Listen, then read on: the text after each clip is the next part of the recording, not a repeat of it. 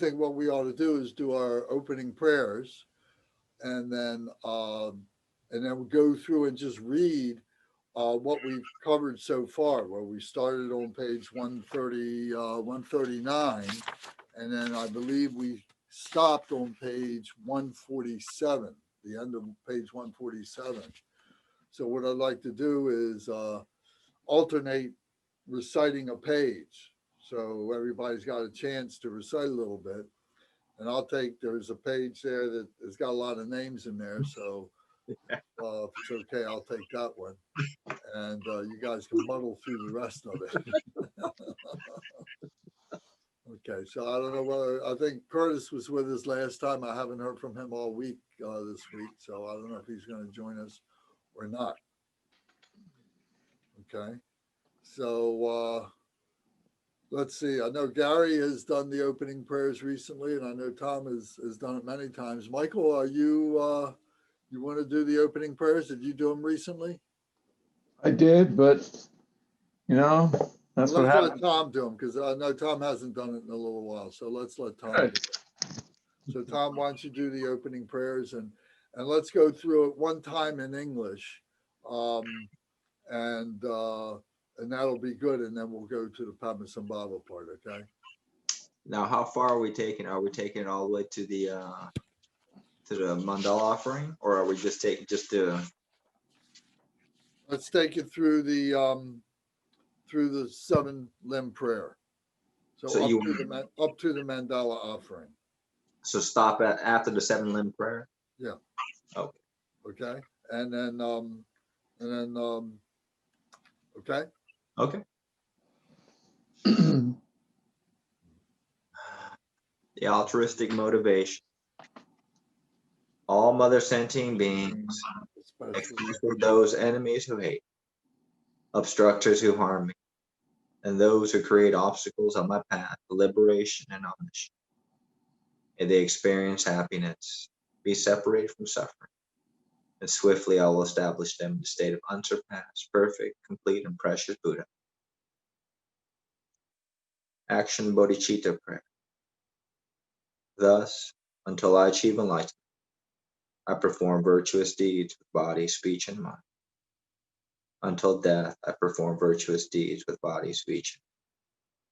From now until this time tomorrow, I perform virtuous deeds with body, speech, and mind.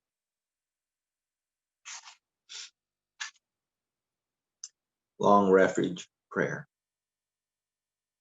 We take refuge in the kind root Lama and the lineage Lamas. We take refuge in the deities of the mandalas of the Yadavas. We take refuge in all the exalted Buddhas. We take refuge in the perfect.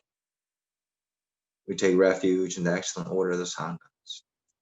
We take refuge in all the noble Dakas, Dakinis, and Dharmakarmas, possessors of the eye of wisdom. Taking the Bodhisattva path. Until I attain the heart of enlightenment, I take refuge in all the Buddhas. I take refuge in the Dharma, and likewise in the assembly of the Bodhisattvas. As the previous Buddhas embraced the enlightened mind and progressed on the Bodhisattvas, I too, for the benefit of all sentient beings, give birth to bodhicitta and apply myself to accomplish the stages of the short refuge prayer. In the Buddha, the Dharma, and the Sangha most excellent, I take refuge until enlightenment is reached. By the merit of generosity and other good deeds, may I attain Buddhahood for the sake of all sentient beings. The four measurables. May all mother sentient beings, boundless as the sky, have happiness and the cause of happiness. May they be liberated from suffering and the causes of suffering. May they never be separated from the happiness that is free from suffering.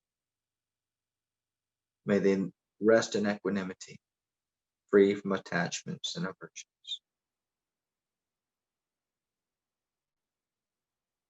7-limb prayer. I bow down respectfully with body, speech, and faithful mind, to all Tathagatas in 10 directions, those who have already reached the Tathagata state, those who are reaching it at present, and those Tathagatas still to come. Through the power of Samatamadra's prayer, may all Buddhas manifest vividly in my mind. I prostrate to them, multiplying my body as many times as there are atoms of the earth. In each atom, I visualize as many Buddhas as there are atoms surrounded by countless bodhisattvas. Thus, all space is filled with Buddhas and bodhisattvas. I praise all Buddhas through magnificent chanting, expressing the great ocean of their excellent qualities. To all Buddhas, I make offerings of various pure flower garlands, of music, anointing oils, magnificent light, and fragrant incense. I make offerings to them of fine garment, perfume, and potpourri, piled high as Mount Meru and arranged in the most beautiful. I visualize the highest and most extensive offerings and offer them with great faith to all Buddhas. I prostrate to the Buddha and make offerings to them following the deeds of the great Bodhisattva Samatamadra. I confess to you, Buddha, whatever negative actions I have committed due to the power of anger, desire, and ignorance. I rejoice in the merit of all the Buddhas, the 10 directions, of the great Bodhisattvas and Prayaka Buddhas, those who have attained Hardhatship, those who have entered the path of Hardhatship, and all other beings. I request to all great protectors and Buddhas to turn the highest wheel of Dharma as a light dispelling the darkness of the beings in 10 directions and leading them gradually to the enlightened state. I supplicate those Buddhas intended to pass into Parinirvana to live long, for as many eons as there are atoms of the earth, in order to benefit all beings. Whatever merits I have gathered through prostration, offering, confessing, rejoicing, beseeching, and praying, for the sake of the enlightenment of all sentient beings. All this I take.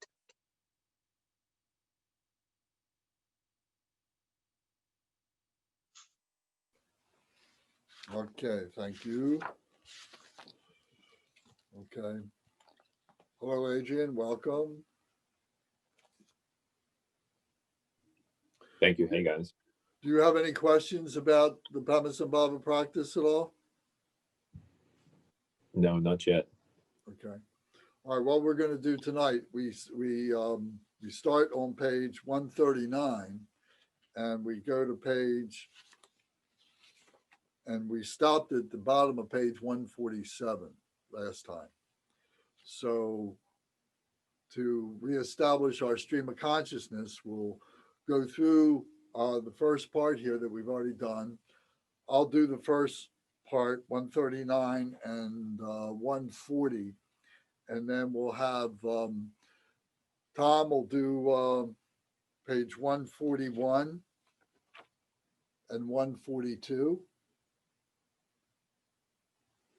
And then Adrian, you can do page 143 and 144. Michael, you can do page 145 and 146. And Gary can do page 147. So we're just going to read through the English on this. And as I said, to reestablish our stream of consciousness, and then we'll start with the explanations on page 148. Lance, I'm not locating the book in my folder. I wasn't in the session last week. Oh, you weren't? No, I had to be out. Oh, did had you look at the video? Did you look at the video? No, I haven't. Oh, okay. Well, then maybe you should just stand by and listen then. And because I wanted everybody to, you know, if you were going to come in, that you were going to come in and at least listen to the video from last time, because it's a lot to absorb. You know, it's a lot of stuff. Okay. Is this book online? Did you send it to us online? This is the Deity Yoga book. I think you've got a copy of this. Oh, that.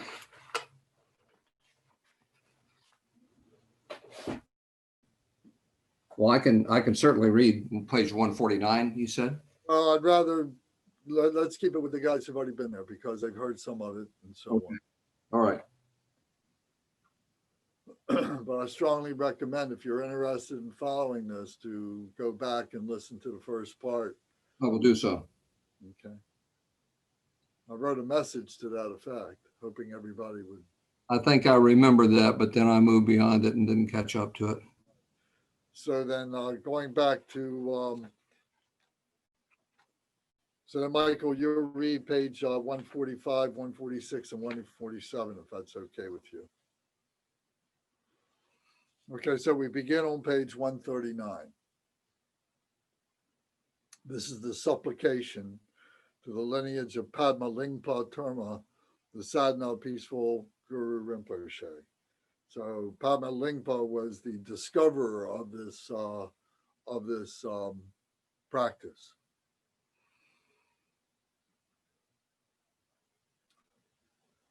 Amitabha, boundless light, protector of the blissful land, Avalokiteshvara, venerated Padmasambhava, noble lady Yeshe Shogul, Princess Pema Sal, Great Totan Padma Lingpa, Siddha Sepal Sang, Gyalwang Namchag, Chogyal Punsok, Choki Dragpa, Pension Lundru, Trinley Zangpo, Dunkun Drupe Pao, Tenzin Dojo, Lojo Choki Gyal, Choki Nima, Pema Geltsen, Choki Geltsen, Maha Manju, Tempe Zaidgen, Joni Norbu, kind Root Lama, Master and disciples, I supplicate you from the depths of my heart.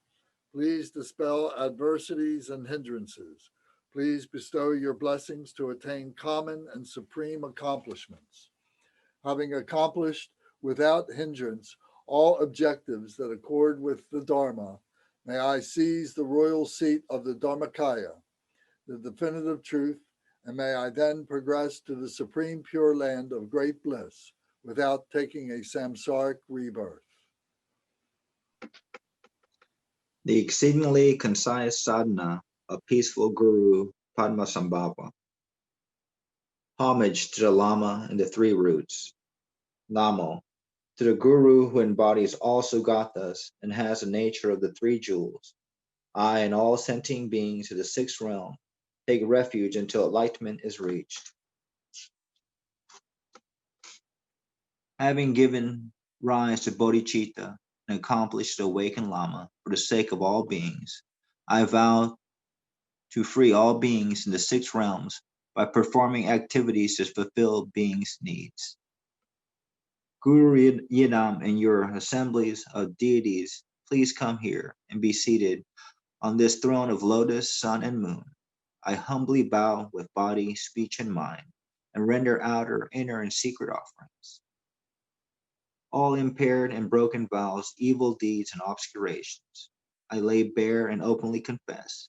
I rejoice in the accomplishment of secret mantra. Please turn the wheel of secret mantra dharma that ripens and releases and do not pass into nirvana, but continue to remain for other aims. I dedicate the essence for the sake of sentient beings. May they realize the sublime adamantine truth.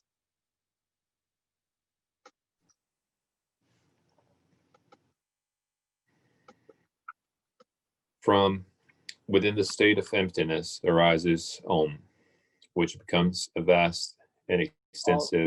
Read the Sanskrit at the top of the page, please. Okay. Om Abhinantarita Om. Om Shobha Shuddha Sarva Dharma Shobha Shuddha Oham. From within the state of emptiness arises Om, which becomes a vast and extensive jeweled vessel. Within it, Om, Hum dissolves into an immaculate, unhindered Torma, endowed with the energy to bring forth extraordinary bliss, emergence becoming as vast as the reaches of space. Homage to the Tathagata, Rinchen Mang. Homage to the Tathagata, Did you Senchen. miss the part? What about that The prayer? mantra. The mantra. Okay. Om Ahung, Om Akaromo, Kam Sarva Dharma Nama Dhyano Tap Tanan Tvata Om Ahung Pe Soha. Om Ahung, Om Akaromo, Kam Sarva Dharma Nama Dhyano Tanan Tvata Om Ahung Pe Soha. Om Ahum, Om Akaro Mukam, Sarva Dharma Nam Adhyano, Tanantvata Om Ahum Pe Soha. Homage to the Tathagata Rinchen Mang. Homage to the Tathagata Sunje Dampa. Homage to the Tathagata Kujamle. Homage to the Tathagata Jipa Tamche Dang Yon Su Drava.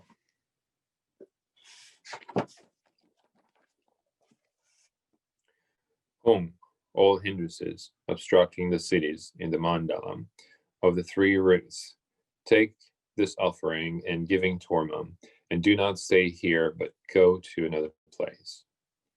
Om Sumbani Sumbani Hum Hum Pe Om Grihana Grihana Hum Hum Pe Grihana Paya Grihana Paya Hum Hum Pe Om Anaya Ho Bhagavan Vidram Ya Hum Hum Pe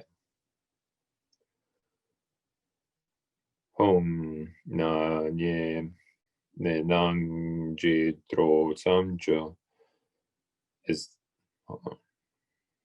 Just the English, Yep. and now we're establishing the just boundary. English.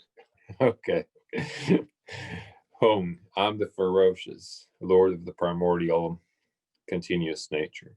The boundaries are set by the male wrathful ones, filling the sky in the play of the female wrathful ones who subdue hindrances. And one shall transcend the boundaries. Om Vajamaha Kodra Raksha Brum Hum. Ram Yam Kam. Yang Kam.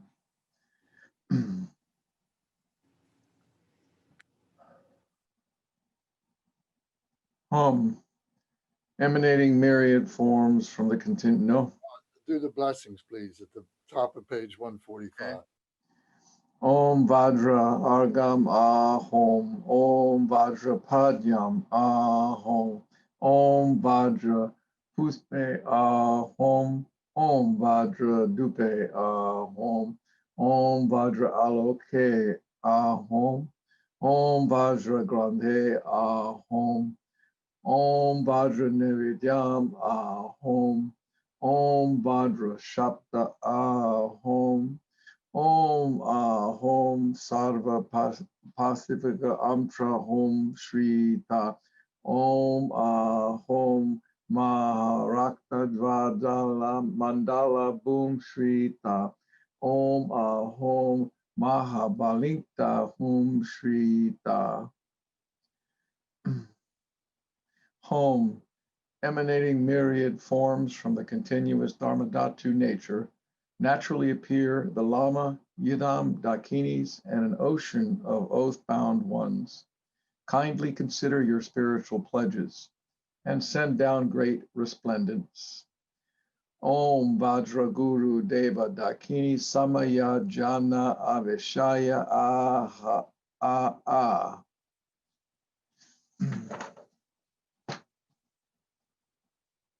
Home, within the continuous nature in which all phenomena are void and without reference point, I bring forth kindness, compassion, and love for all wayfaring beings. From the causal syllable Shri arise I, Yarp, Ram, Bam, Lam, and Serp, which respectively transform into space, wind, fire, water, earth, and the supreme mountain made of precious jewels. At its core is a multi-hued lotus, in the center of which is a crossed Vajra. At the hub of the Vajra is a room which transforms into a precious, immeasurable palace. Endowed with all characteristics, light rays flare forth from it. Within the surrounding protection sphere upon a multicolored lotus, sun, and moon is my own awareness in the form of the causal syllable Shri. It transforms into myself, appearing as the lotus born, white with a tinge of red, possessing the useful splendor of a boy. My right hand holds a Vajra at the heart. The left one, placed in equipoise below the navel, holds a skull cap filled with nectar. My head is adorned with a lotus hat, a vulture's feather, silken strips, and a mirror emanating rays of light. I am robed in a brocade cloak, red silken dharma robes, and a blue gown. Various golden ornaments adorn my ears, hands, feet, neck, and waist. I am majestically poised in the Vajra position, with a trident held in the crook of my arm. I am surrounded by a host of Totren-sized 4 classes, the 8 manifestations of Guru Rinpoche, spiritual heroes, sky dancers, servants, Dharma guardians, and haughty spirits gathering like rain clouds in the sky. From the body, speech, and mind of the deities visualized in this way, light shines forth and invites the Lama, who is the embodiment of the 3 roots, to come from the supreme continent of Kamara in the southwest. The Lama then dissolves into me.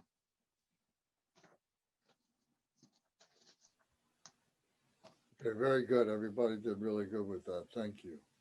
So now what we have now, we've paid homage to the masters, and we've established the Vajra tent, the protection tent. And then we visualized Padmasambhava, and then we invited Padmasambhava to dissolve into me, to come into me. So this is what we've done so far. So now we begin with the invitation. So now we go to page 148.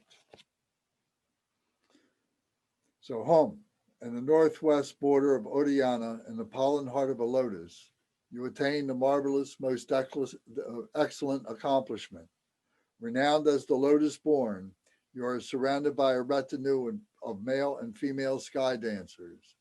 As I practice, following in your footsteps, I pray you will come here to bestow your blessings. Vajra Samaza. So this is the 7-line prayer to Padmasambhava. So if you were going to do a short Padmasambhava practice, you would recite this or a prayer similar, very similar to this, another translation of this, and then we would rejoice. So in the northwest corner of Odhyana, so that was in Afghanistan, Pakistan region. So I did a little bit of clarification on that. So it's up in that northwest area above India, in the pollen heart of a lotus, because Padmasambhava was born from a pistil of a lotus. He's the lotus born. Padmasambhava literally means lotus born. You attain the marvelous, most excellent accomplishment, and renowned as the lotus born, you are surrounded by a retinue of male and female sky dancers. They are the dakinis, the different khandros and dakas. The dakas are the male and the dakinis are the female. As I practice, following in your footsteps, I pray you will come here to bestow your blessings. Vajra Samaja. So Vajra, the indestructible wisdom, and Samaja is I am taking the vow to become the indestructible wisdom. Vajra Samaja. Now we request to remain and paying homage. So the invitation was to Padmasambhava to come and with his retinue. Now request to remain and we pay homage to Padmasambhava. Home, please remain on this delightful seat in the center of this resplendent and wondrous palace, emanating bodies equal to the number of atoms in the world. We pay homage with faithful body, speech, and mind. Samaya tishtalan apuho praticha ho. And we make the outer, inner, and suchness, outer, inner, secret, and suchness offerings.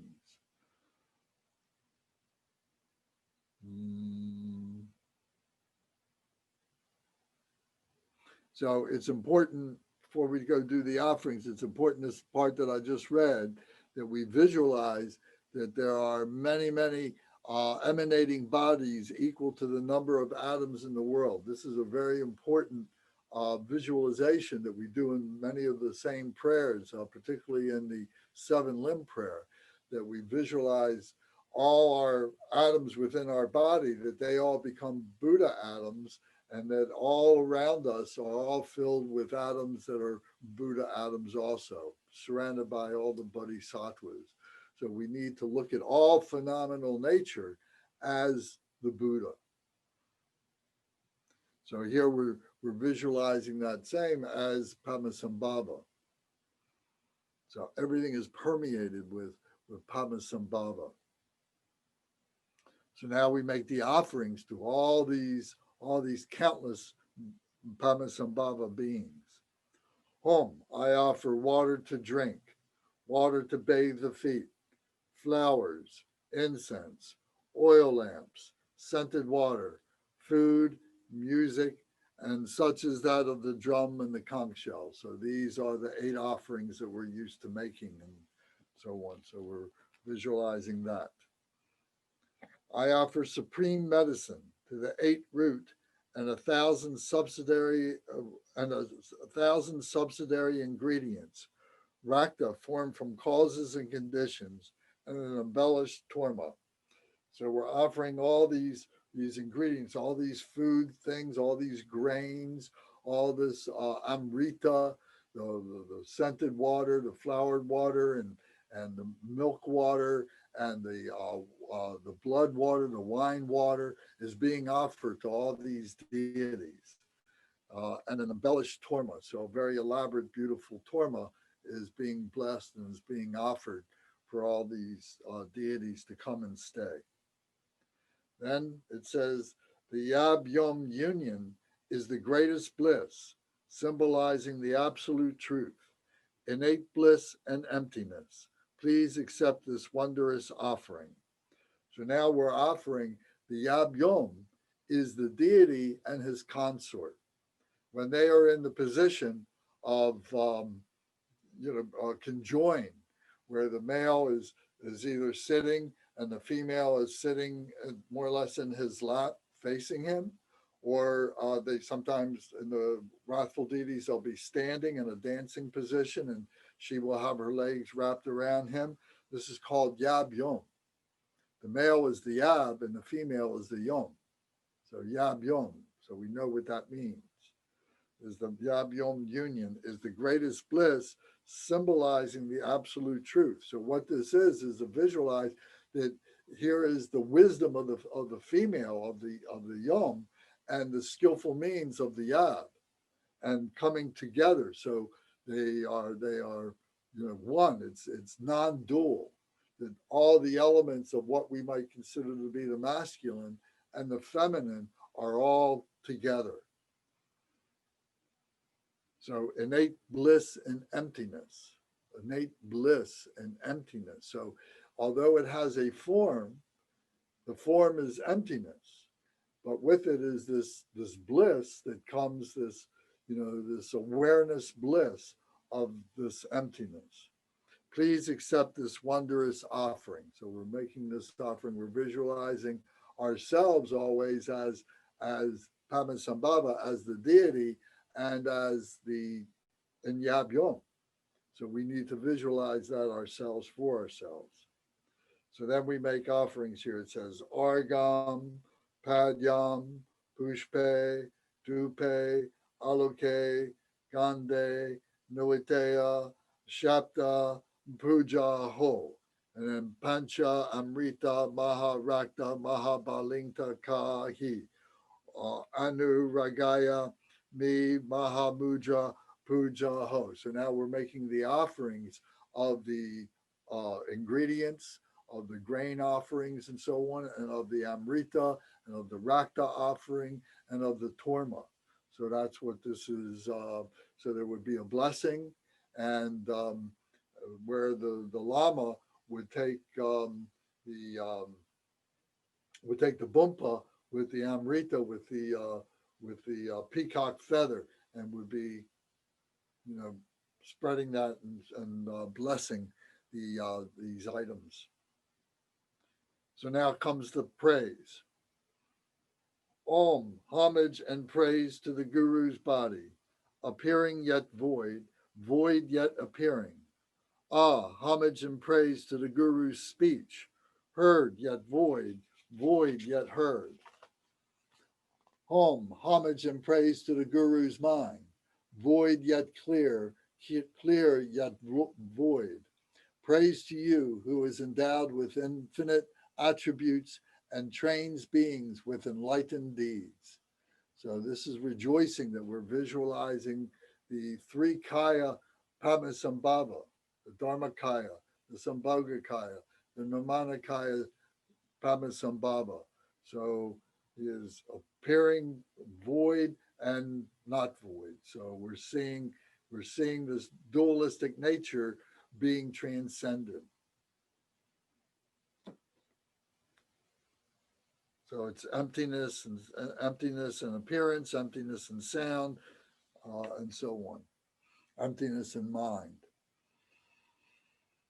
And now we come to the exhortation of the magic sentence, which is the mantra garland.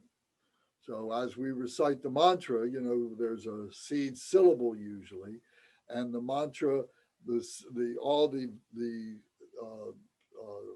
words of the syllable of the mantra, are going around, in either a clockwise direction, or in the wrathful deities, they go around in a counterclockwise direction. But as they go around, light is being generated from these syllables and becomes a garland of light. And this light then is going into the heart, and then from the heart going out to all beings. So we're visualizing this garland, this magic sentence, the mantra garland. So you know what that means. So we say, Hom, Hom, Hom. All appearances are the Guru's form, primordially existing. How incredible. All sounds are the Guru's speech. Indivisible, wind and mantra is the sound of nada. All thoughts are the Guru's mind, originally pure within primordial Dharmakaya. The billion-fold universe proclaims the natural sound of the mantra. By sending out rays of light, the purpose of transient beings is accomplished. By gathering it back, it merges with the space of the mother. Visualize and practice until clarity is achieved.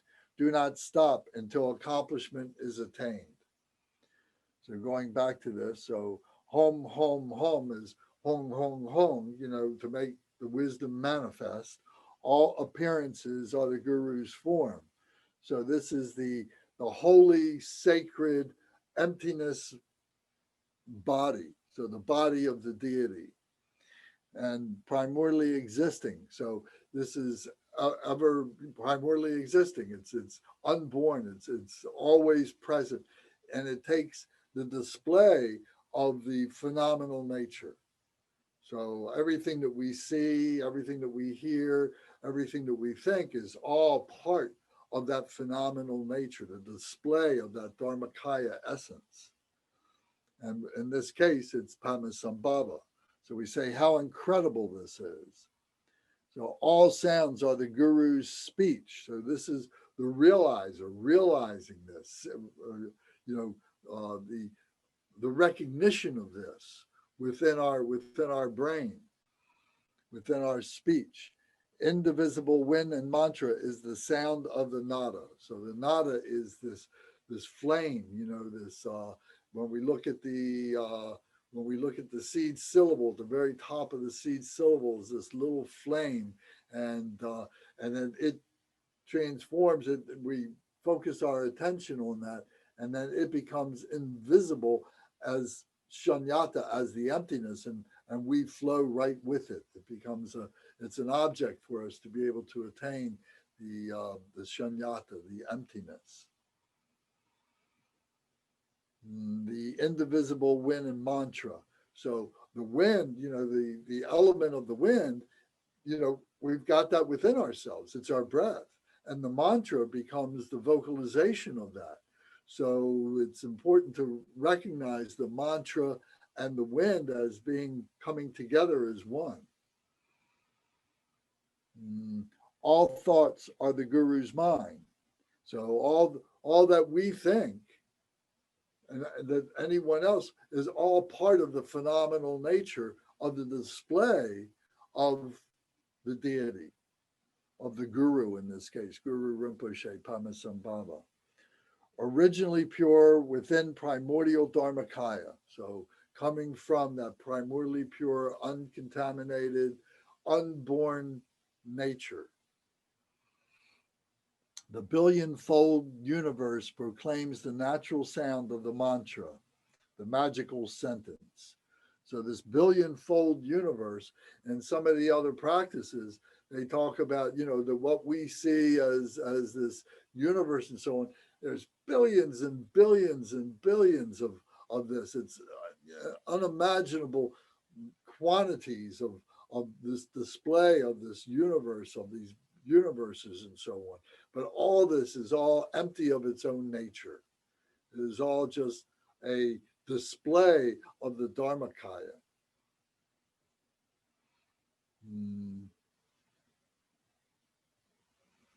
And proclaims the natural sound of the mantra. So all sound that we hear is mantra.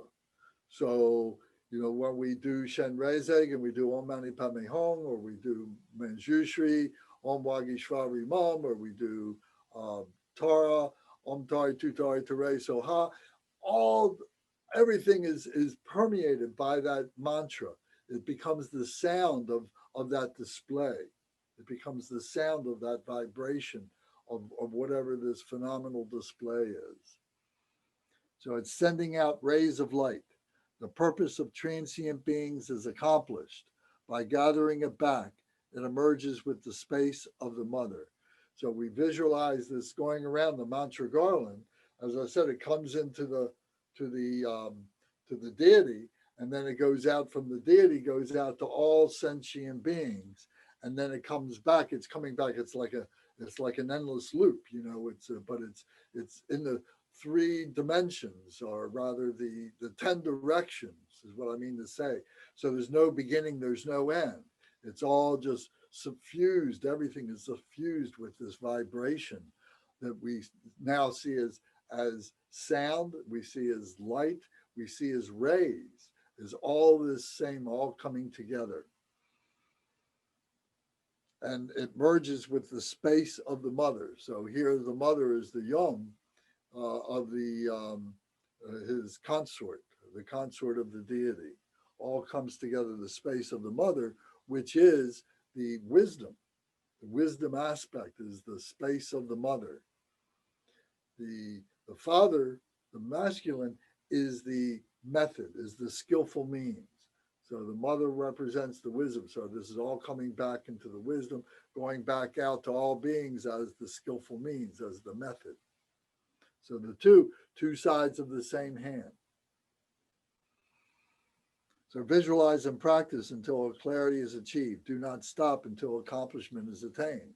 So we would do this over and over again until there was a real stability in our visualization of this. And what we are reciting now is the mantra that's at the top of page 151, which is the mantra of 'Om Ahom Vajra Guru Padmasambhava Hum.' So Om Hum is the body, speech, and mind of the deity, of the master in this case. Vajra is the indestructible. Guru is the wisdom embodiment. Padma is the pure method. Siddhi is the accomplishment, the accomplishment of this awareness, of this purity. Siddhi is the accomplishment, and the Hum is the to make manifest. The Hum, H-U-N-G, or Hum, H-U-M, is in the Sanskrit. Meaning is the same, just two different ways to spell it and pronounce it. So it says, recite the mantra, and if you wish, also recite Tojang Sal and Rima mantras. So there's these associated deities. Sochong Sal is the wrathful aspect of Padmasambhava. So we're not going to go into that. This is the peaceful practice. So we're not going to go into the wrathful part of this, but that's who Chochang Sal is the wrathful emanation of Padmasambhava. So now the melody of this mantra, there's several different ways to recite this. I learned this many years ago from my Nyingma teacher, Khenpo Choki Gocha. And he was a very fine teacher, and who, of course, was born in Tibet, raised in Tibet, came out of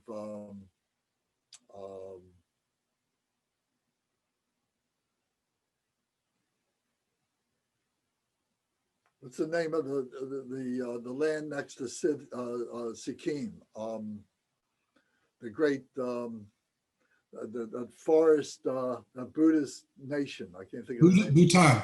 Bhutan. Thank you very much. Bhutan. Yes, he came through Bhutan when he escaped, and so on. He spent time there, and then he went to India, and then he finally came to the United States, and he lived in San Diego until he passed away.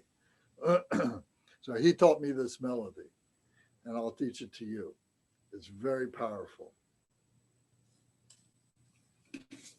Om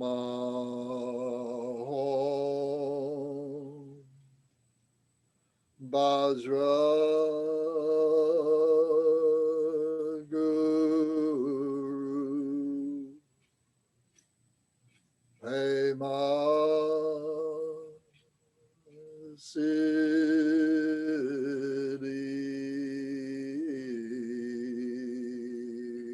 Hum.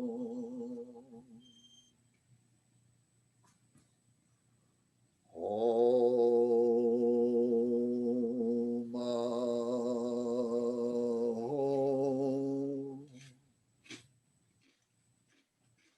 Vajra Guru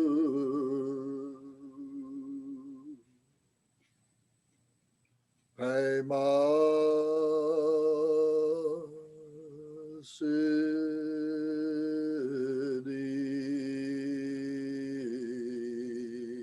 Hum. Om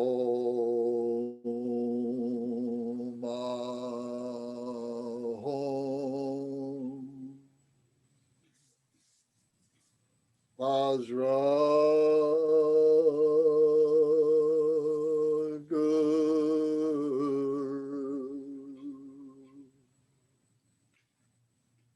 Pema Siddhi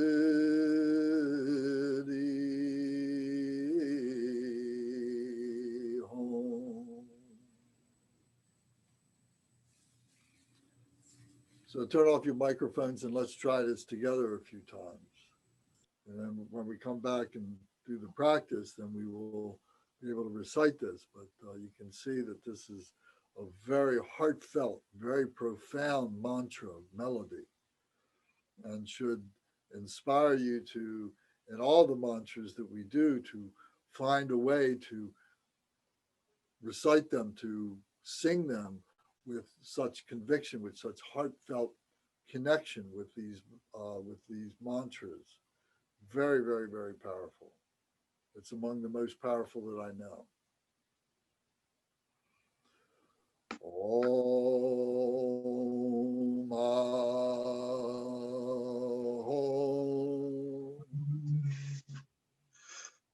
Vajra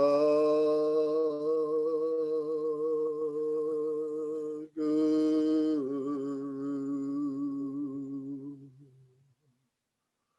Pema Siddhi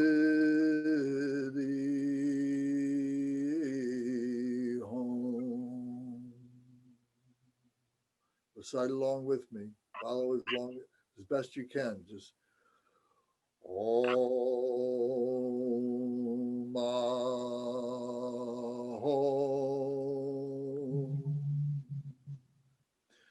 Vajra Guru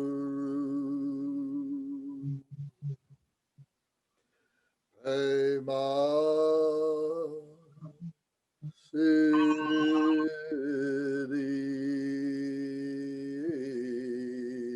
Home.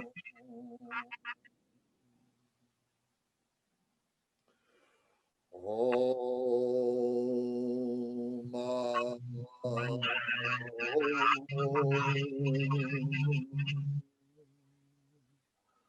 Vajra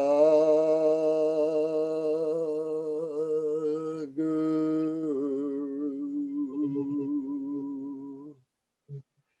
Pema Siddhi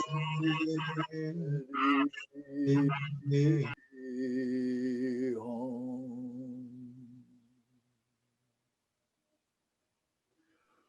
Om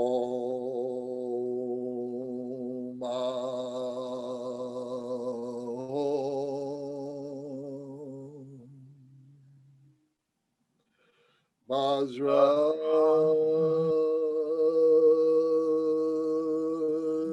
Guru Pema Siddhi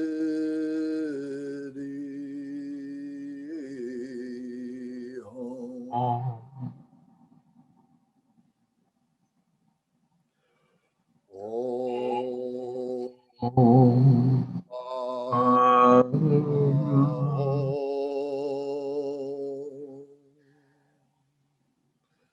Vajra Guru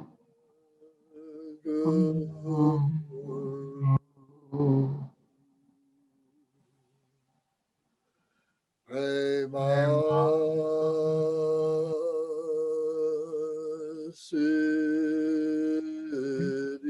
Home.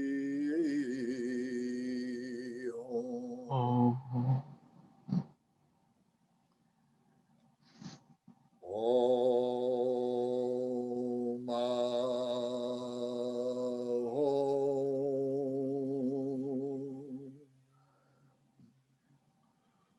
Vajra Guru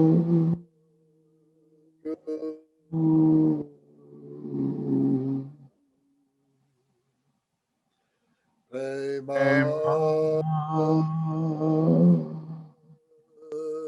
Siddhi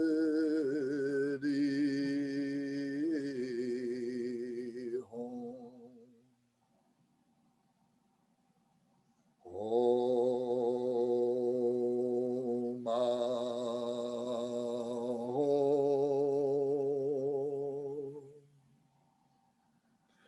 Vajra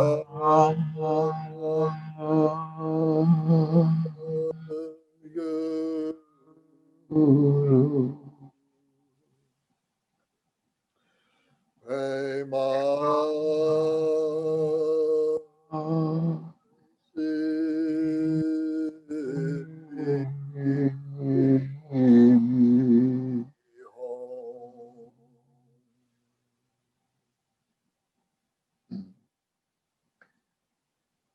Okay. So if you need to, we can record this and I can send it to everybody. But very powerful mantra. Okay, so then now comes the mantra for Cho Chang Sao. This is the wrathful deity, the wrathful aspect of Padmasambhava.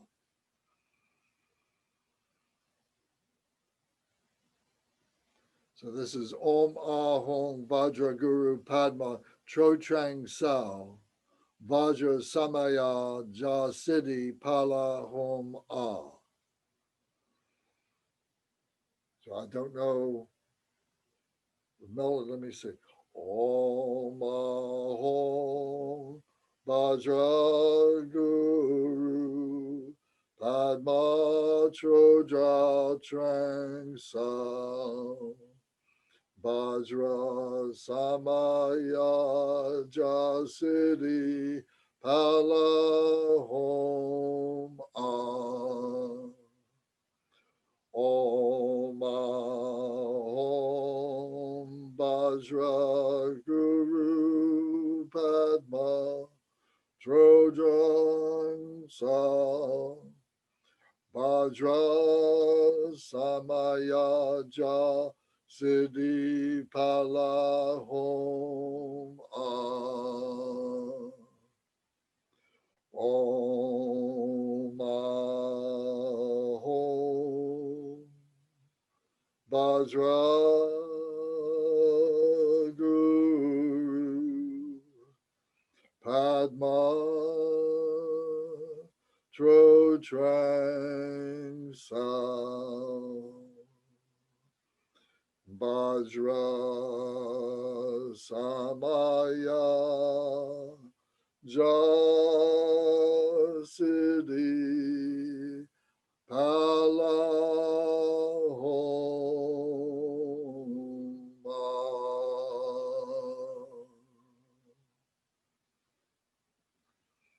And then Hrima mantra.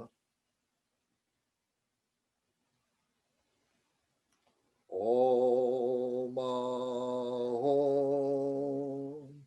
Vajra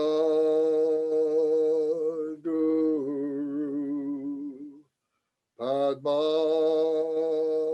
Trotrang Sao Vajra Samaya Jasidi Pala Hom Ah.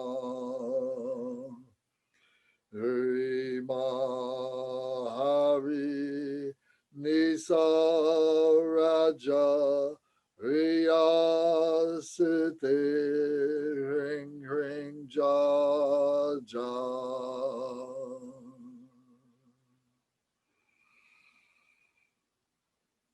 So Haringma is the consort. Haringma is the consort Yasei Shogyo.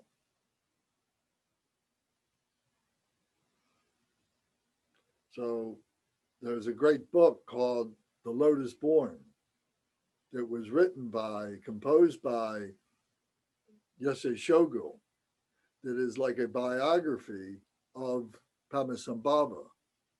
So if you really want to read something about Padmasambhava, that would be a really great place to start. So it itself was a terma and was discovered later on. I'm not sure who discovered it. I would have to look it up to see if I could find out who discovered that. So, so there we're doing the three mantras. I'm sorry, what's the title again? The Lotus Born. The Lotus Born.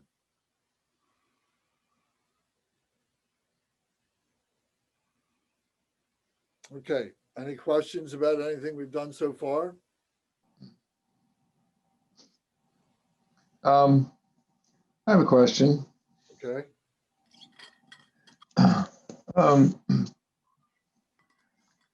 This this really seems sort of like an an enlightened physics lesson. That's experiential learning. You think?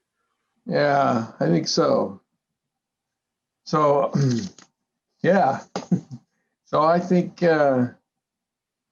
this visualization is a visualization of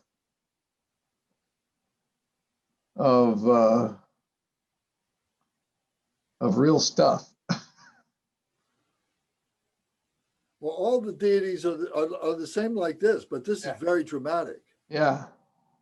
You know, this is what we've been trying to convey with all the other deity yoga practices.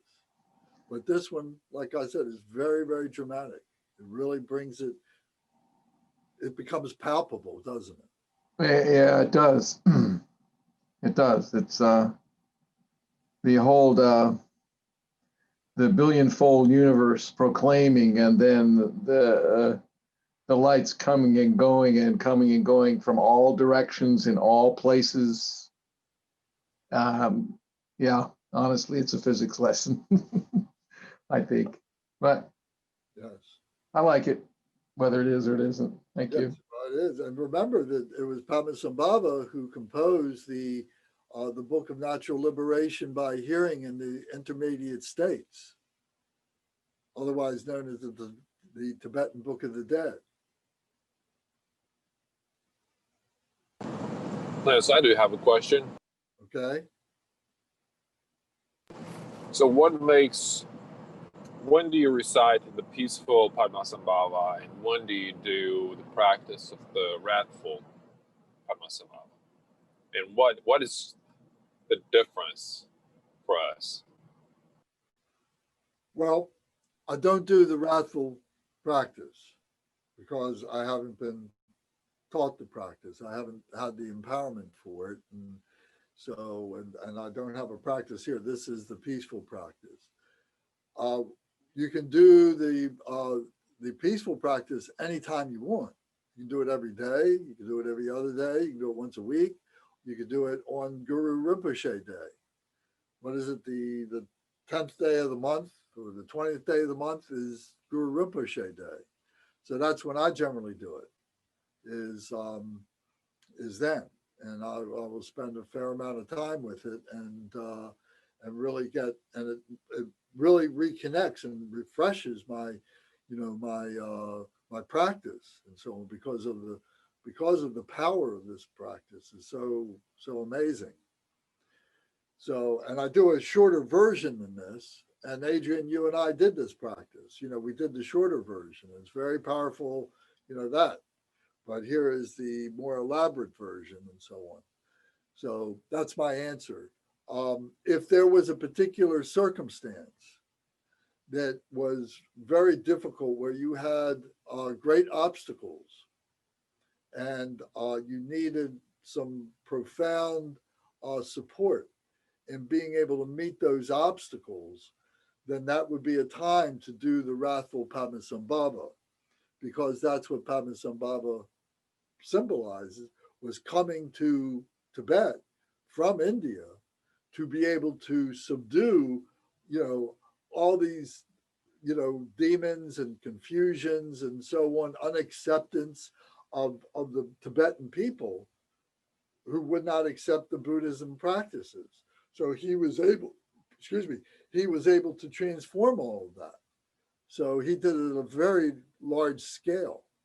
So I would assume that he would emanate, as he would, visualize, he would become the wrathful Padmasambhava Trosang Sal in order to do that at certain times when it was necessary to do that.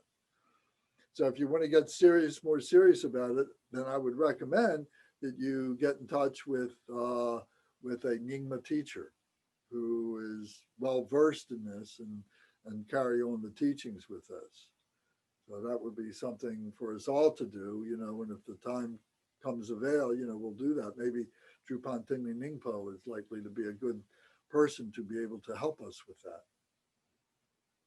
So you need the empowerment to do the wrathful I would think so. Yeah, I mean, it's not. We don't have it. You know, it's not in this book. I haven't seen it.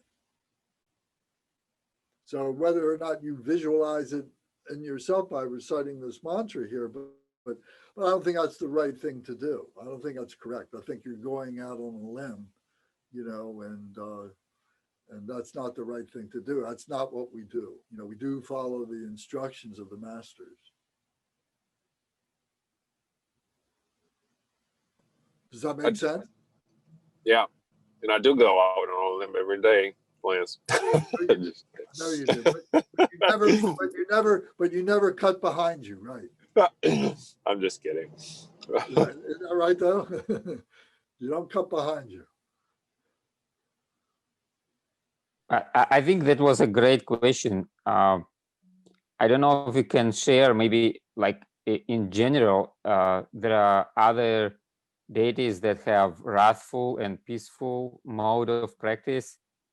And so far, I never heard anybody elaborating on like, when would you do one? Like, is it by the mood?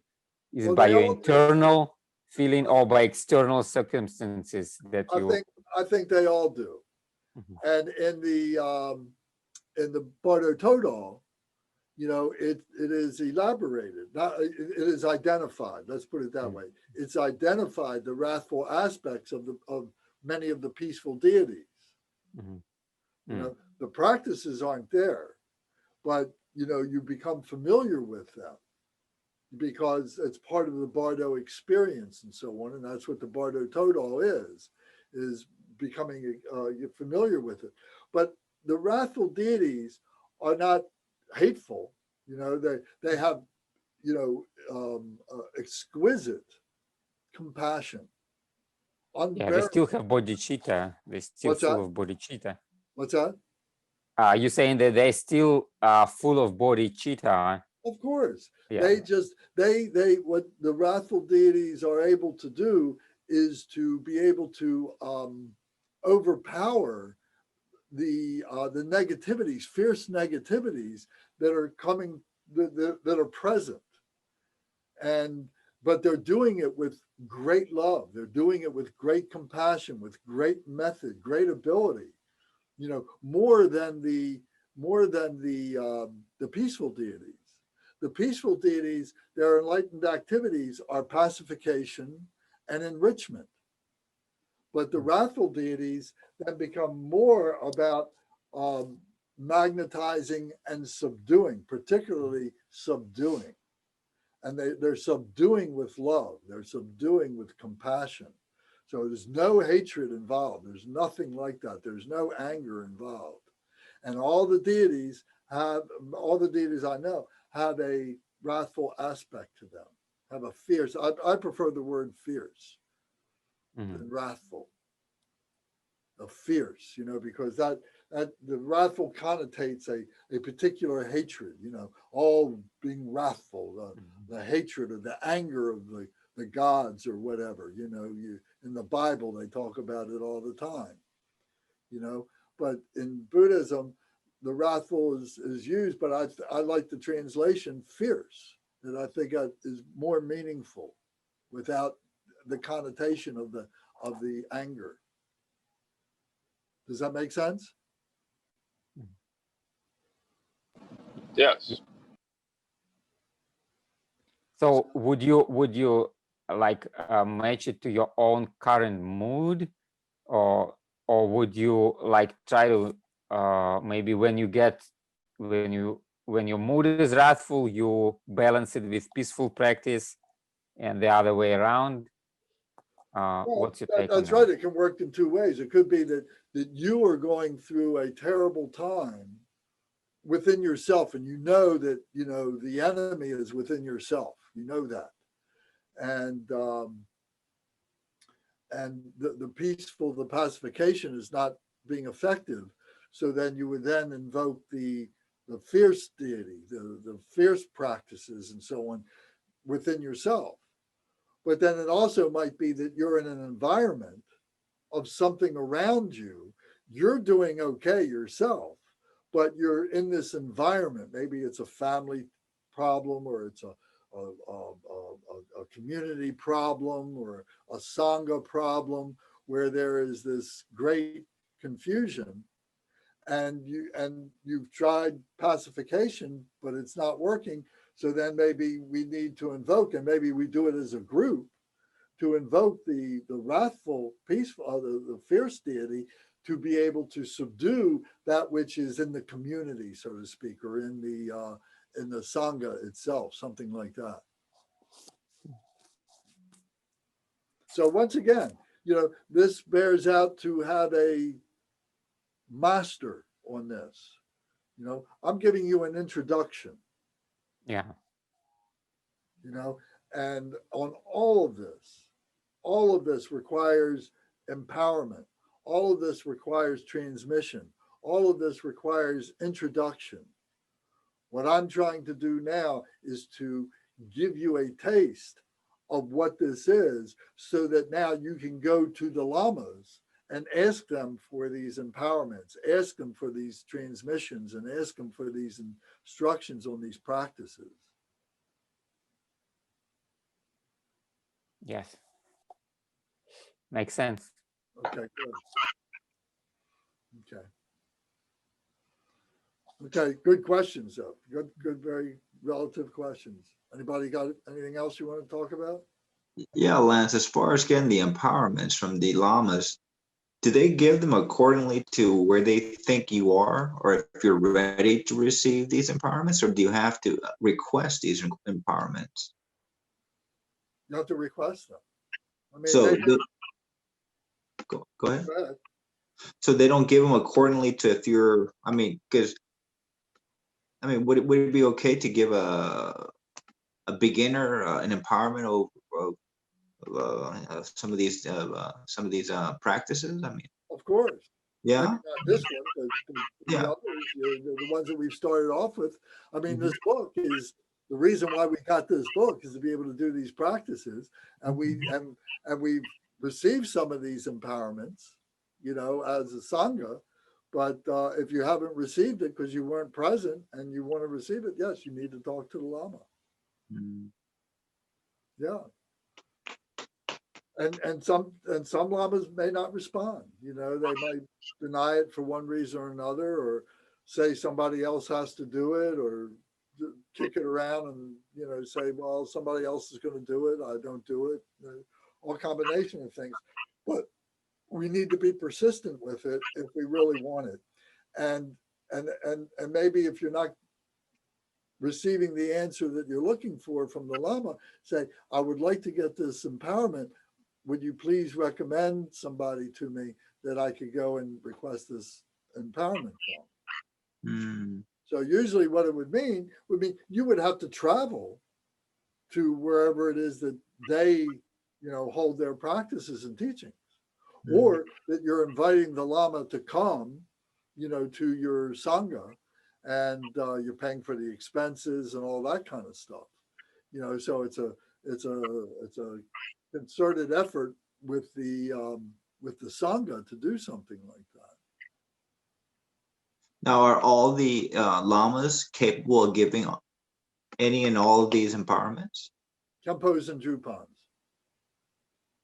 So they are completely capable of giving any and all of these empowerments. Well, I don't know to what degree, but yes, they should be. In order for them to be a Khenpo or a Drupan in our lineage, in the Drikung Kagyu lineage, yes, that would be, an ordinary monk would not normally be able to do this. Now, somebody like me, a layperson, or even a bhikshu, a regular monk, in the absence of a lama, there's no way we could step up and do these things.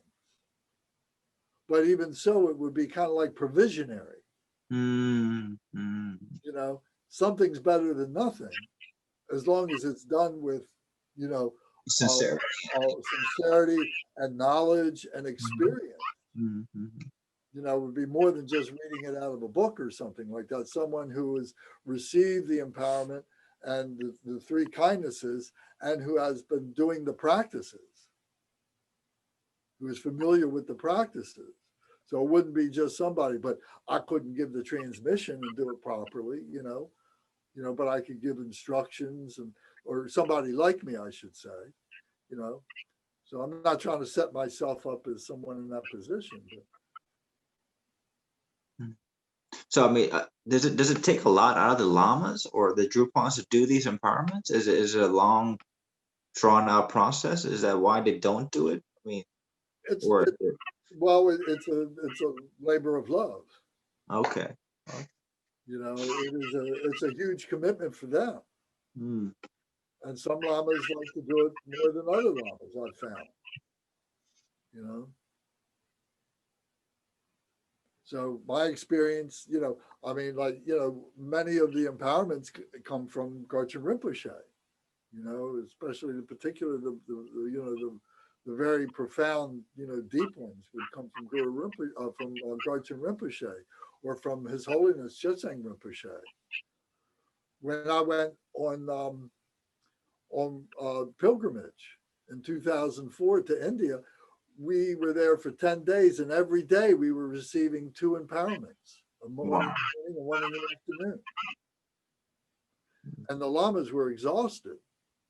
Garchen Rinpoche and His Holiness Chetsang Rinpoche and Lamchen Gyalpo Rinpoche were all there, and there were 3,000 people in the audience, and they were giving empowerment, you know, and going and doing all the ritual things, you know, so it's a lot of work. I see. I see.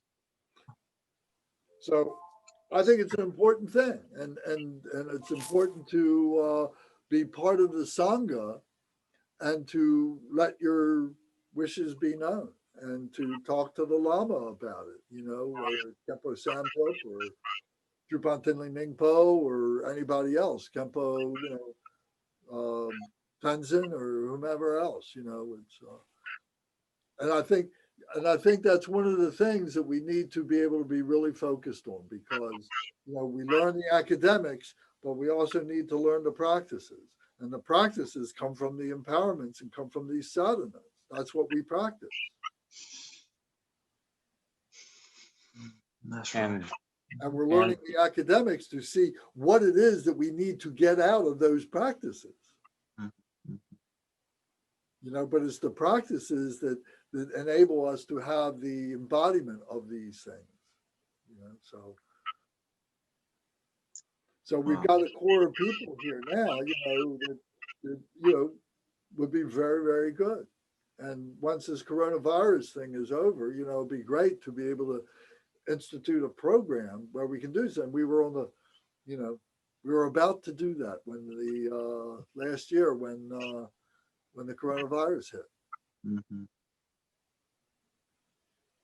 So we can actually invite the Drupan Of course. and ask him to do, I mean, certain certain empowerments, like the wrathful empowerments and such. And well, maybe not the wrathful. I mean, you wouldn't want to have the wrathful until you have the peaceful. yeah, I mean, exactly. But we can for certain ones that we wanted or we would request that we can would invite them over and have like a week long. Correct. And isn't it that oftentimes lamas are careful about giving empowerments because they also know that they accept any karmic consequences, whatever associated with transmittance and whatever action That's true. comes out through the students? That's true. And any teacher is accepting that karma. Yes, it's true. Oh, that's a heavy.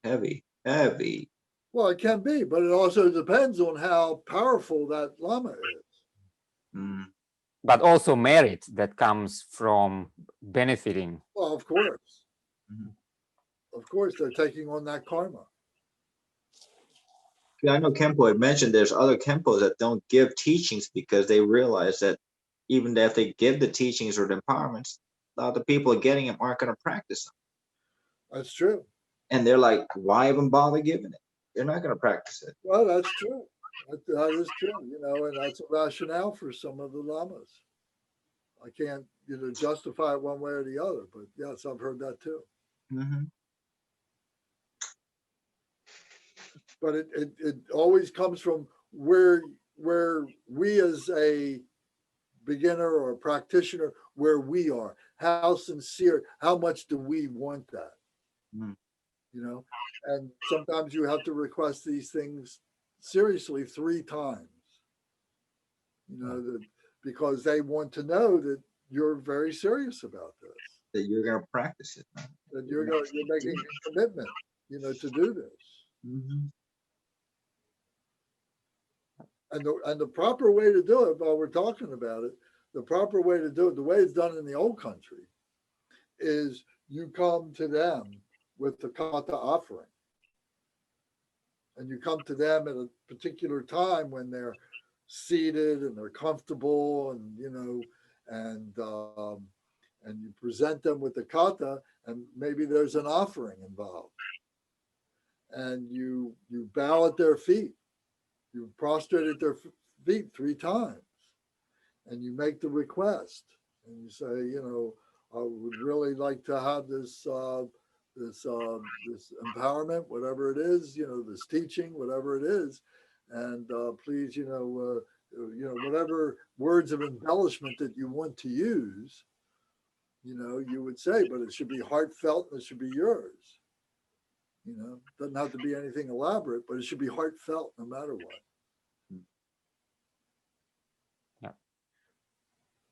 Yeah.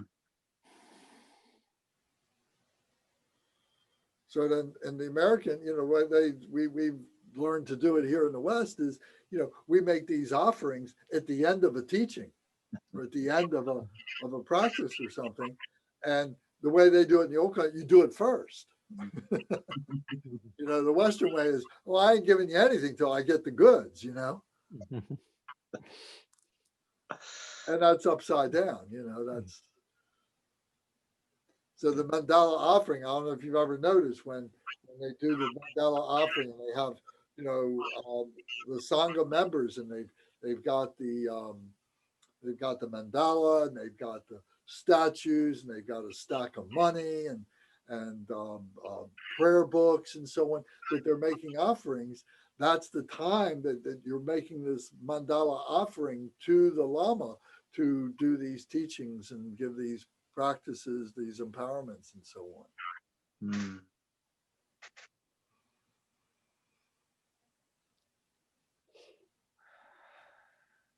Mm. Okay. Thank you so much. All right, so let's carry on. Anybody need a break? We'll go a little bit further here in the book. I don't know. We might be able to get done. We'll see. Yeah, but maybe so. All right, depends.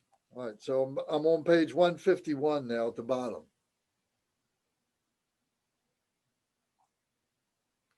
So now it says in the italics, it says, sprinkle Amrita and Rakta on the feast substances.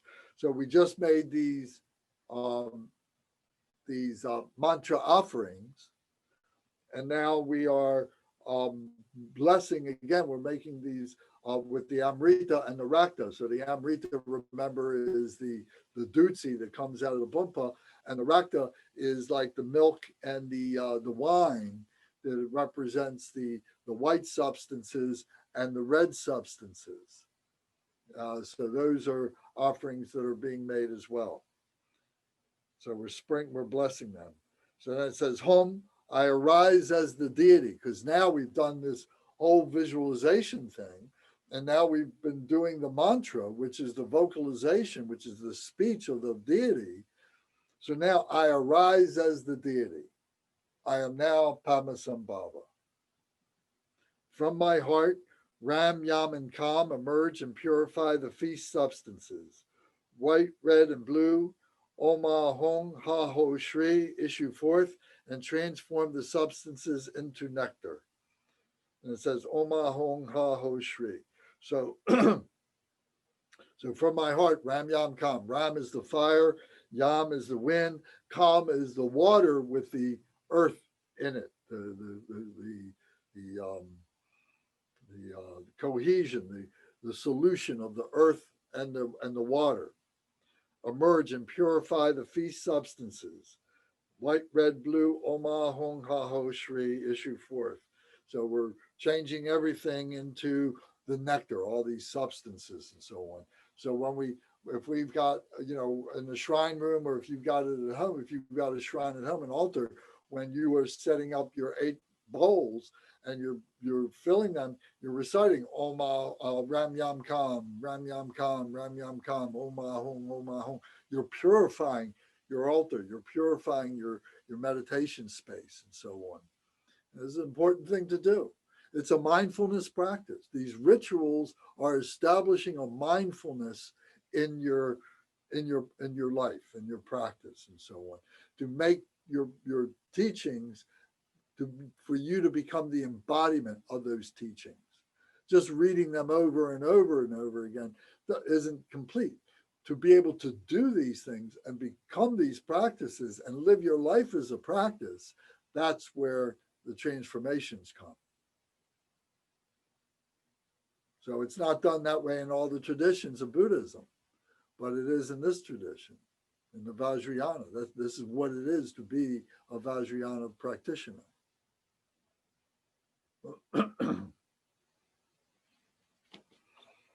Okay, so now page 152. At the top it says, first, the offering of the select feast offering. So this is the soak. So the soak is the food offering, and they'll have flowers and they'll have all kinds of foods and so on. The Sanskrit word for this is Gana Chakra. So if you've read any books, or sometimes you'll see it in the prayers and everything, that there's a Gana Chakra, it means this feast. In the Milarepa book, that's when he would sing these songs. Most often he would sing these songs during a Gana Chakra, that they would have this food. When we make the offerings, the 8 offerings, the drinking water, washing water, and so on, then we offer the food, and then we do the music, right? At the end of Shabda. Well, what that's symbolizing is a Gana Chakra. The reason why the guests are coming is to be able to have a soak, to be able to have this sharing and so on. And then people would get up and they would start to sing, they would start to dance, it would be a celebration as part of the mindfulness of expression of the joy of their bodhicitta and so on. And it's a feast that lasts, all day, 2 days, 3 days. It can last a long time. Okay, so first the offering of the select feast. So it says, Shri, to the Lama, Yidam, and Dakini, I make offerings of all that is desirable. I make outer, inner, and secret offerings. Please accept them with delight and bestow cities upon me. Here it is, Gana Chakra, Puja, Kahi. So the puja means like a ceremony. And Gana Chakra is the soak, and Kahi is making the offering. And to the Lama, Yidam, and Dakini. Does anybody remember what that is? Maybe from last time we talked about it, or time before that? I know we've talked about it recently. Remember the 3 roots? 3 kayas. Well, there's the 3 kayas, yes. The 3 kayas, there's the 3 kayas, there's the 3 roots, and there's the 3 jewels. So the Buddha, the Dharma, and the Sangha. So and here it's the Lama, the Yidam, and the Dakini. So the Lama is the Buddha, the Yidam is the Sangha, and the Dakini is, the Yidam is the Dharma, and the Dakini is the Sangha, the body. So to the Lama, Yidam, and Dakini, the 3 roots. I make these offerings. I make outer, inner, and secret offerings. Please accept them with delight and bestow cities, accomplishments upon me. And here is the Gana Chakra. So we're making the offerings to the deities, but then we're all the deities. During this practice, we all become Padmasambhava, or whomever the deity is. So we're all sitting there as Shenrezig or Manjushri or Padmasambhava, whatever it is. It's very important to be mindful of that. So second now is the second serving the liberation feast. So it says, home, all enemies and obstructors causing harm to us, supreme yogic practitioners, draw them in, delivering them through compassion. We offer their flesh, blood, and bones to the emanated gathering of great ferocious ones. So here now we've made this offering to all the peaceful. Now we're offering it to all those other, difficult beings that are around us, all our enemies and obstructors causing harm and so on. So it's a symbolic gesture, but this is when, those offerings will be taken outside to make offerings to those beings. And who are the great ferocious ones here? Are those the wrathful things like Mahakala? I think so.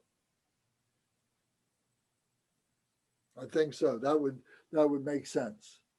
The emanated gathering of great ferocious ones. So these would be those wrathful, fierce deities. Yes. The Dharma protectors, the wrathful emanations of the peaceful deities. Yes. So here is a mantra. It says Maha Mansa Rakta Kemni Ritri Basuta Goro Kana Shita Laka Ramkahi. So this is the offering of those wrathful substances, of those of the blood offerings and so on like that. So third now is the amendment, the confession. So here it says, Shri, may these marvelous offerings of desired attributes, outer, inner, and secret offerings, and the unifying, liberating offering mend the samayas with the Guru, who embodies the three roots. I confess all breaches and beseech you to bestow pure cities upon me. So this is like the repairing broken vows, imperfect vows that were done imperfectly, and so on. So this is the fixing them, the confession.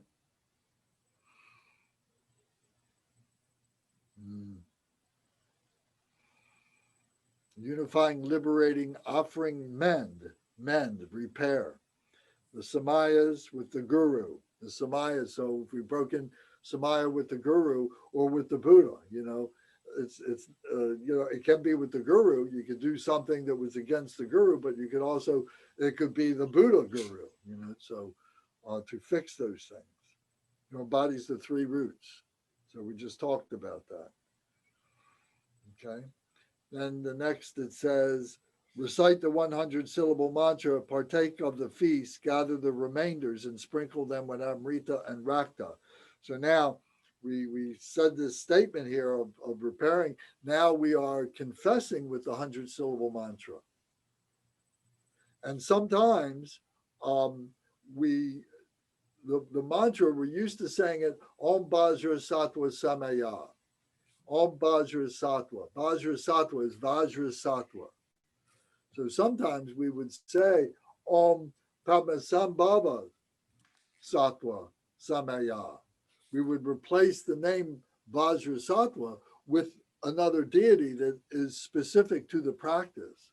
So you kind of have to listen up for that. You have to pay attention to that. And sometimes the lamas will point that out. Sometimes I've seen that they don't.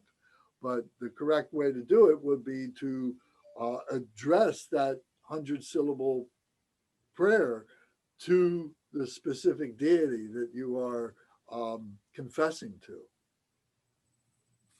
And then here, apparently here, maybe it says recite, it doesn't say that it's done many times. So sometimes we would repeat it 3 times, whatever.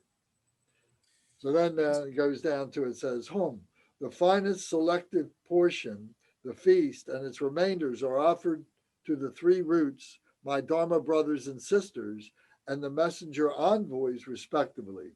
Those deserving the remainders are offered the suitable enjoyments, Ushita Balingta Kahi. So this is when everybody is eating. And if you've noticed when we're in the shrine room, that while we're having the soak, then someone comes around with a plate and we take a little bit of our food and we put it onto this plate. And this is an offering to the earth spirits and so on. It's taken out to offer them some of the soak and so on. So that's what that is about. So then it's yes. I had a note here from when we did the practice earlier in the spring, or I mean, earlier in the fall. Yes. And the note I had was that we also did the mantra on page 143. It's after, at the time we did the 100 syllable mantra. And that's the Oma Hom Oma Karo Mukam Sara Dharma. So we may have done that sometimes at that point too. Maybe so. I don't have that note, so maybe so. And that particular mantra is to the skyfarers, is to the dakinis, to bring the dakinis, and as the these enlightened ones who are figuratively flying around, and that they come and they be part of the festivities, they be part of the practice and so on. They bring their wisdom, their skillful means with them. So that's the invitation for them. So maybe so, I don't know. I would have to get clarification on that point. Okay. So now it says, then invoking this samaya. So here it says hong. Whoops, we got to go to the next page. So the samaya is taking the vow, invoking the vow taker, samaya. So we're taking the vow here, invoking that. So it says hom, lama, yidam, and dakini, the three roots again, who manifest from the continuous nature of dharmadhatu, right? I invoke your samaya. Please enact enlightened activities, dispel hindrances, and bestow accomplishments. So what this is doing, we're asking them to honor their commitments to us, because they have made commitments to always be available to ordinary beings who wish to liberate. So we're asking them, honor your commitment to us as we've been making a commitment to you. So that's what this means here. The continuous nature of dharmadhatu. So the three roots are expressions of the dharmadhatu. And we say, Oma Hom Vajra Guru Deva Dakini Sara Siddhi Pala Hom. So then it says, sprinkle Amrita and Rakta on the small covenant torma. So this is the covenant, is the vow, the commitment that is made with the enlightened ones, the enlightened ones, and with the practitioners. There's a covenant between the two. What's the difference between that and the other kinds of tormas we talked about? Well, there were different tormas respective of the different deities, of the Dharmapalas or Padmasambhava or the Dharmapalas, whatever.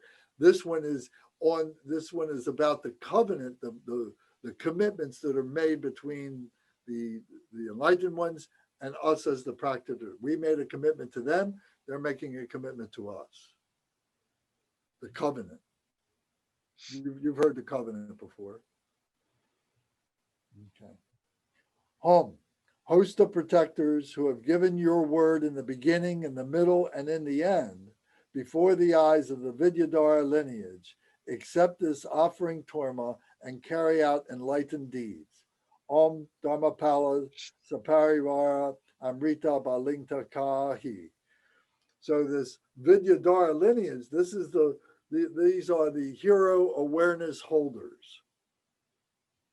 So it's often referred to that sometimes Gorchen Rinpoche has been referred to as a Vidyadhara, as enlightened Vidyadhara, the hero awareness holders who come and manifest to do these heroic things to bring wisdom, to bring practice to these beings and so on. So they don't come all the time. They come like every epoch or, during every few hundred years or something like that, they manifest.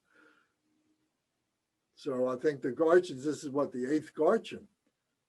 And so since 800 years ago. So I think every 100 years, the Garchin manifests.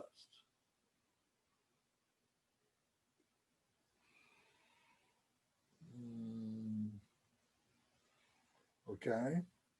So then the next line is home, assembly of, it says, clean the Torma plate and attend the Tenma goddesses, offering them Amrita and grains. So here is another offering to the Tenma goddesses. So home, assembly of the Torma goddesses, protectors of Tibet, who are bound by the command of the great blazing master, please come here, enjoy the fiery ambrosia, and accomplish the 4 enlightened activities. Om Dakini Tista Sarparvari Amrita Puja Kahi. So these are the Torma goddesses. So how do the Torma revealers find the Tormas? Well, they are aroused by these goddesses who lead them to these Torma, these buried treasures. And then place the Torma plate face down. Om Nama Kan Navan Tapa Raksa Kuru Nan. So that's the plate.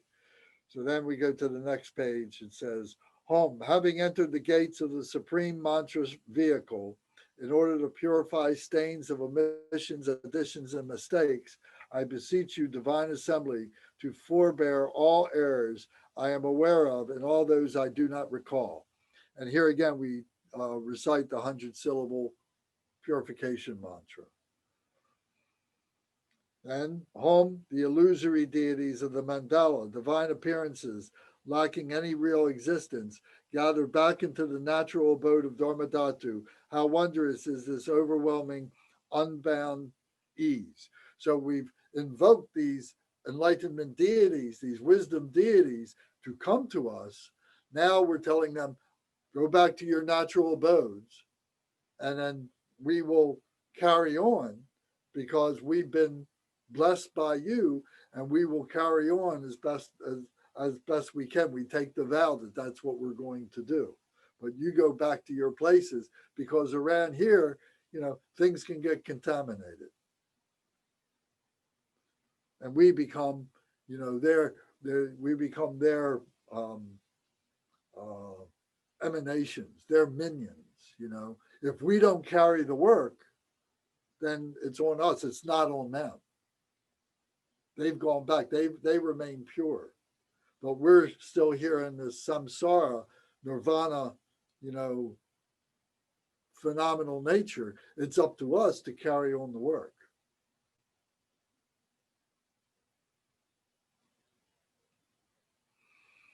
Ho, may the auspiciousness of the blessings of the root and lineage lamas all the way back to Samantabhadra prevail.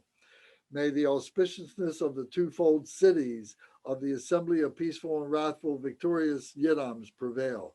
So here now we're talking about Samantabhadra. We're talking about the Buddha Samantabhadra, the primordial Buddha here. All the way back to Samantabhadra prevail.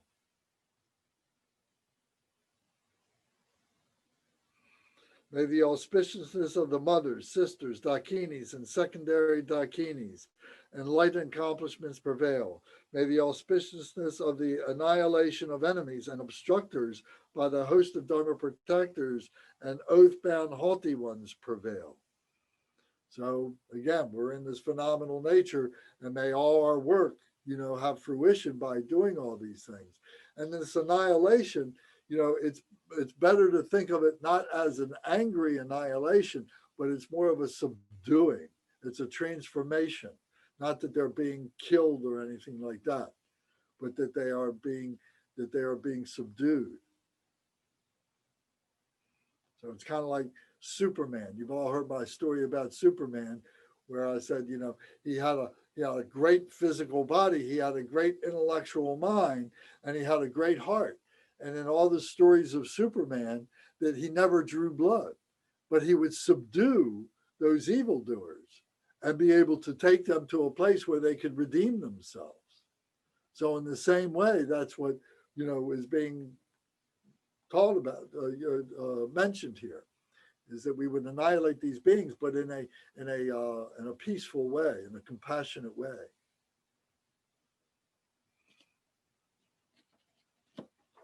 And that's the end of the practice.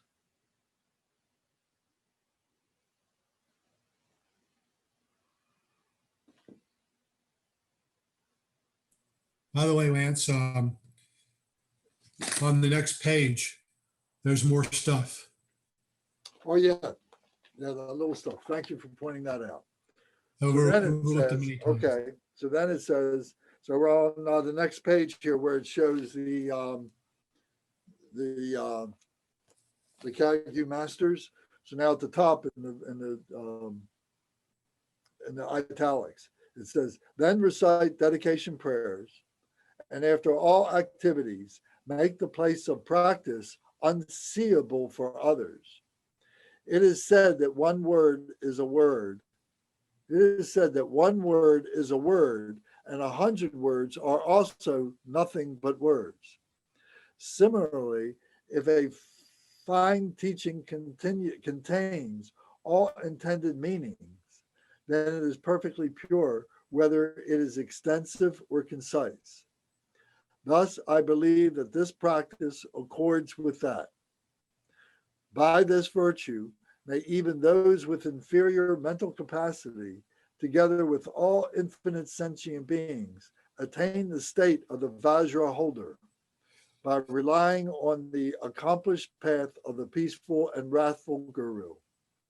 This single sadhana of the peaceful and wrathful Guru can be separated out so that either the peaceful or wrathful Guru may be practiced.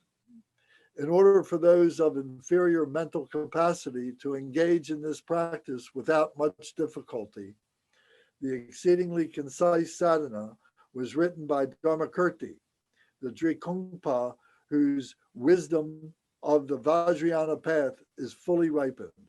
In the 5 mouse year of the fire mouse year, in the 11th month, on the 13th day, at the great palace Trashi Shug of glorious Drikung. At the request of His Eminence Garchen Rinpoche, this was translated by Ina Beeler in 2008 and revised in 2012. So back to Adrian's question about the wrathful aspect of this. Again, I would refer you to the Lama to get instructions on that if you really wanted to pursue that.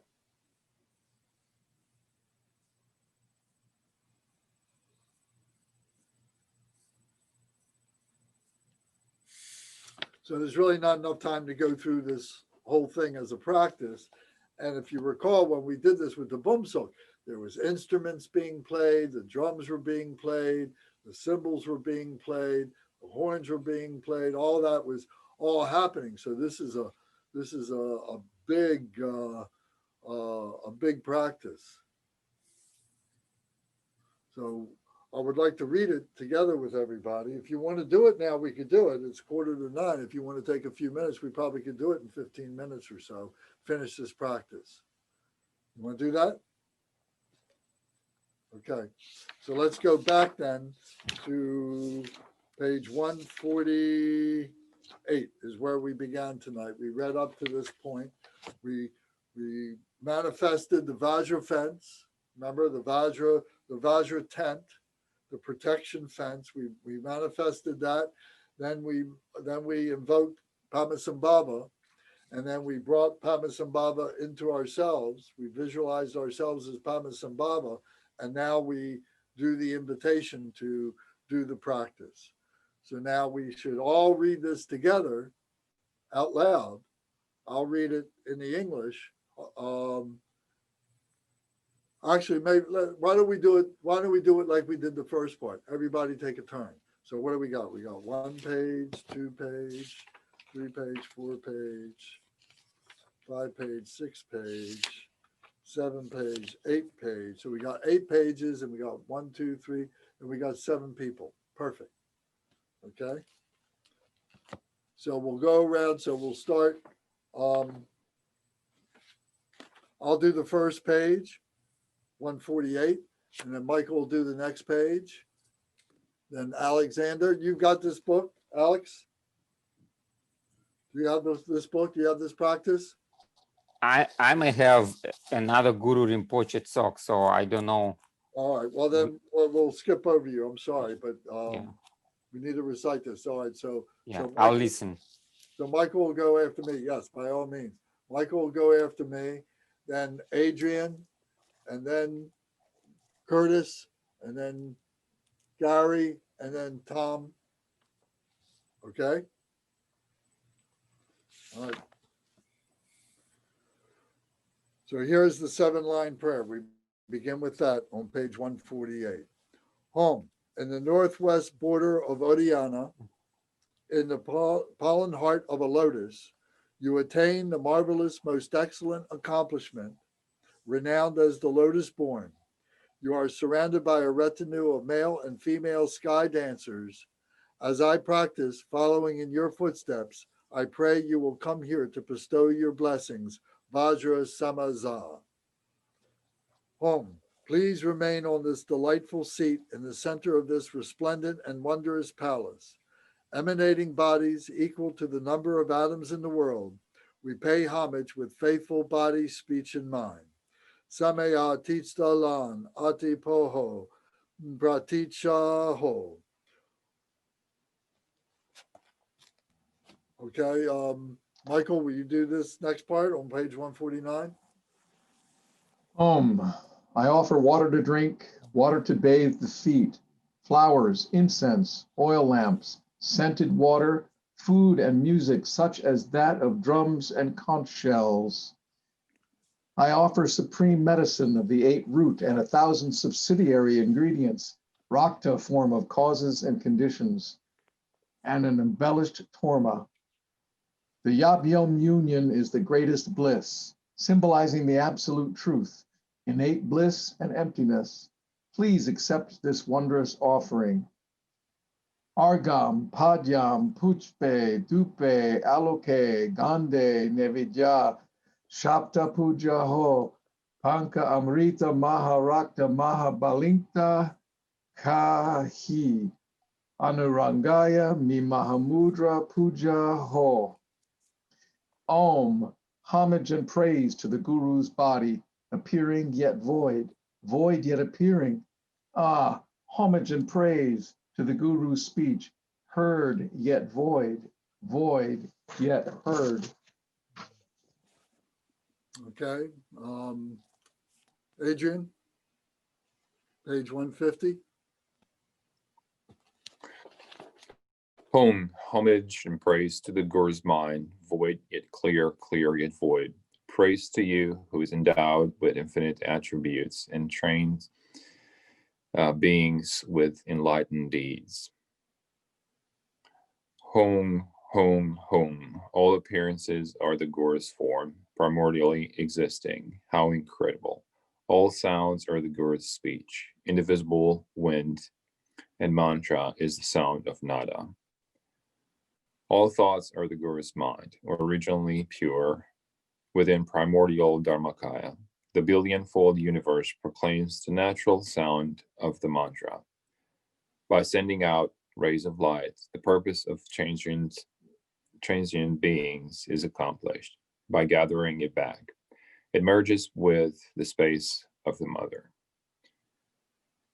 Visualize and practice until clarity is achieved. Okay, so now let's try, everybody leave your microphones on. Let's see if we can do this, how well this will sound. Om Ahom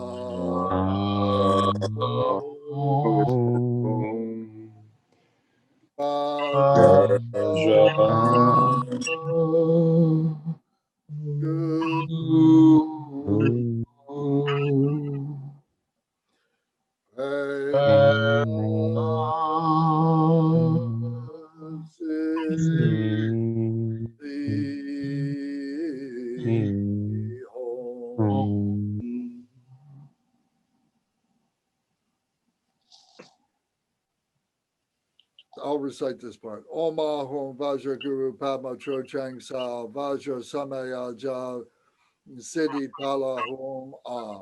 Om Ahom Vajra Guru Padma Chochang Sa Vajra Samaya Ja Siddhi Pala Hom Ah. Rima Hari Nisa Raja Riya Sita Ring Ring Ja Ja.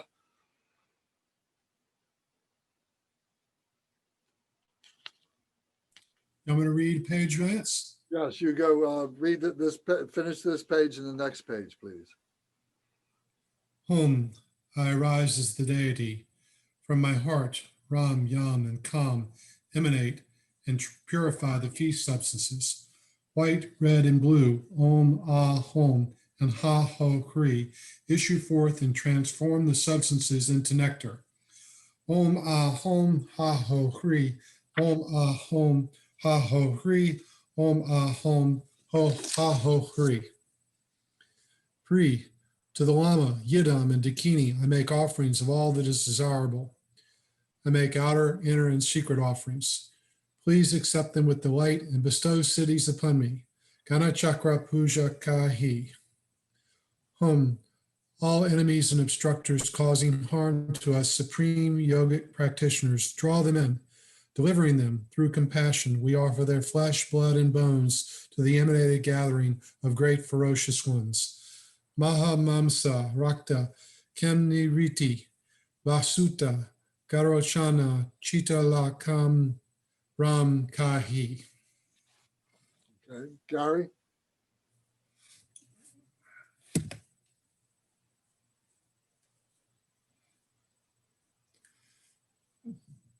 Unmute, Can you Gary. read on page 153? You got to unmute, Gary.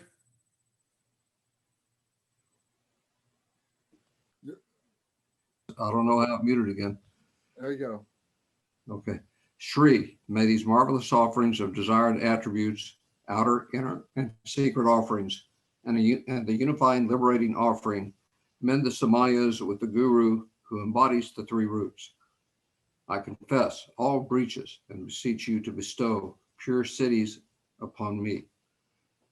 Home, the finest selected portion, the feast and its remainders are offered to the three roots, my Dharma brothers and sisters, and the messenger envoys, respectively.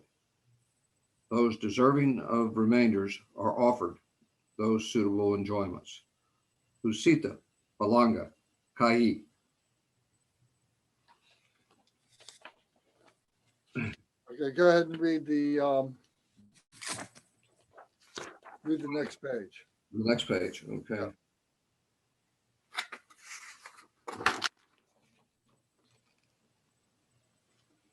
Whom, Lama, Idam, and Dakini manifest the continuous nature of Dharma Hatu. I invoke your Samaya. Please enact enlightened activities, dispel hindrances, and bestow accomplishments. Om, Ah, Hum, Vajra, Guru, Diva, Dakini, Sarva, Siddhi, Phala, Whom, host of protectors, who have given your word in the beginning, in the middle, and in the end, before the eyes of Vijayadhara lineage, accept this offering torma and carry out enlightened deeds. Om, Dharmapala, Saparivara, Amrita, Balinga, Kahi. Okay, so let Tom finish up. Whom, assembly of Terma goddesses,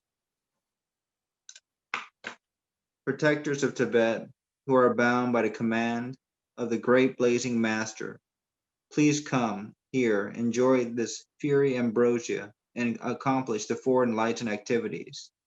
Om Dakini Tisha Saparavara Amrita Puja Kali. Whom, having entered the gates of the supreme mantra vehicle in order to purify stains of omniscience, additions, and mistakes, I beseech you, divine assembly, to forbear all errors I am aware of and all those who I do not recall. Whom the illusory deities of the mandala, divine appearance, lacking any real existence, gather back into the nature abode of Dharmadhatu.